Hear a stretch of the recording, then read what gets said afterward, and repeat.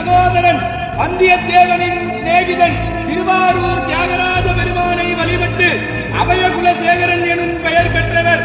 தெற்கே இலங்கை வரை சோழர்கள் நிலையாக விரிவு செய்தவர். தெய்வீகமான சொல்லாற்றும் நீதிமானாக இருந்து அருள்மொழிவர்மன் மக்கள் நலன் நியாயம் காட்டிய மண்மணி சோழன். தஞ்சையை ஆண்ட தஞ்சை வல்லவன். சிவபக்தியில் சிறந்த சிவபாத சேகரன். திருமுறை கண்ட சோழன்.